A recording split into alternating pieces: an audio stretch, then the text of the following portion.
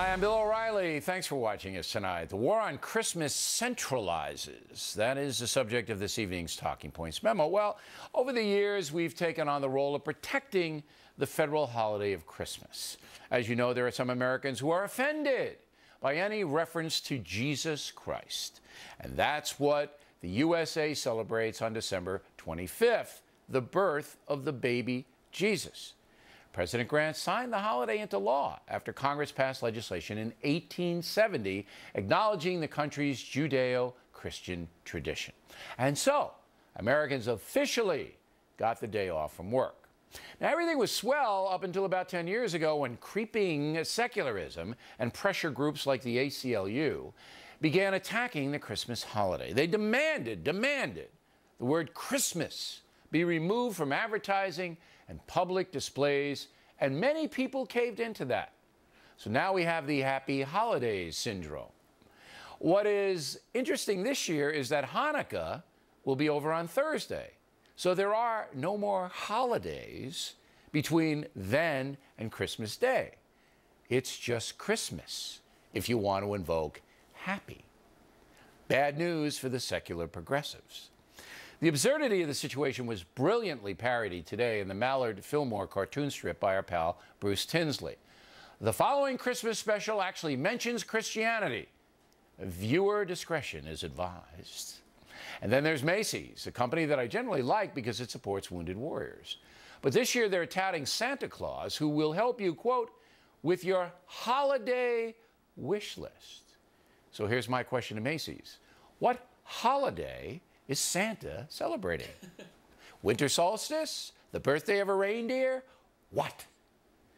On the national front, there are three primary culprits seeking to diminish Christmas: the American Civil Liberties Union, the Freedom from Religion Foundation, and the American Humanist Association. The most aggressive is the Freedom from Religion Foundation, which routinely threatens to sue small towns and school districts if they dare utter the word Christmas or allow choirs to sing carols in public schools. The irony is that nobody's bothering the atheists. They are free to celebrate whatever they want to celebrate. They are free not to believe, and they are free to snicker at anybody who does believe. That's not good enough for these people. They want to banish any mention of Jesus in the public square. They are the oppressors. The Christmas spirit people are just upholding a nice tradition. So why are we allowing anti-Christmas madness?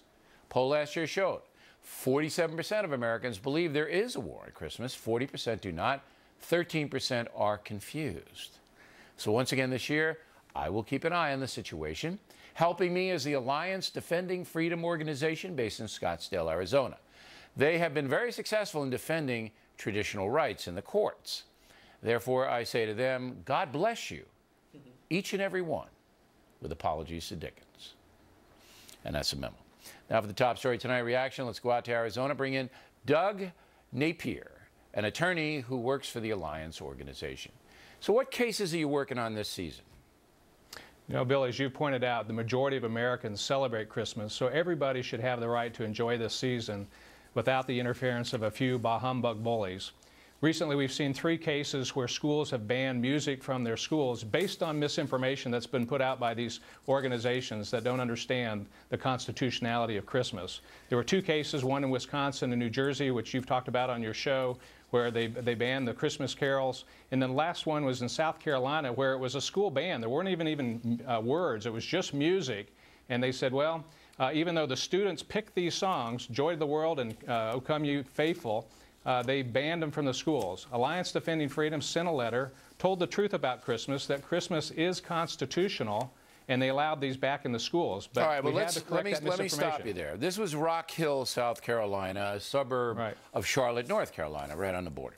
So why on earth, what prompted the school officials here in a small town, Rock Hill, to say, you know, we're not even going to allow Christmas music? Were they threatened? Did somebody come and shake them? What precipitated that? What's happening to this school and others is that they're getting misinformation from groups like the ACLU and the Freedom from Religion Foundation. They're coming in and they're telling things about Christmas that aren't true. Well, and give so me an what example. We need to do, give me an example. Well, they're saying you can't have Christmas carols in the school. The students can't sing religious music in the schools. Every federal court that's reviewed this issue has said that you can.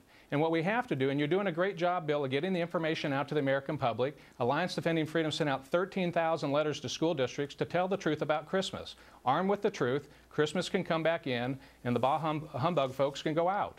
But it seems to me with all, this isn't a news story. This has been going on for a decade, as I pointed out. And you guys have won pretty much every case that you brought into court, correct?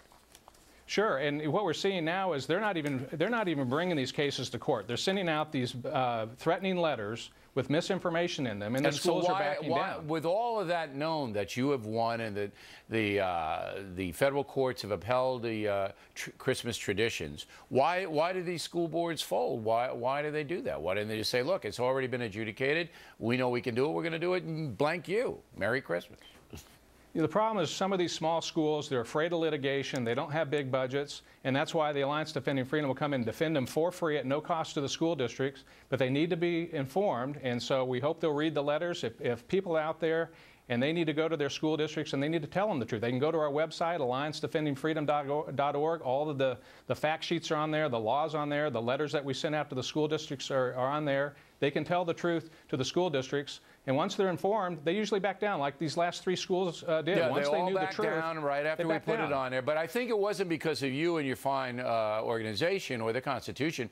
They backed down because I threatened to come there myself, and that was it. That threw everybody into pandemonium. We appreciate that. We appreciate that very much. But it's good that people know that your organization will defend them gratis, pro bono, if they are harassed by these other people. Okay, Counselor, Absolutely. Thanks very much. We appreciate it. And a very positive footnote in Rhode Island, Governor Lincoln Chafee has announced that the official state tree will be called a Christmas tree this year. You may remember we debated the governor last year over the holiday tree designation, and we are pleased that Governor Chafee made the call to Christmas this year. Thank you, Governor. Next on.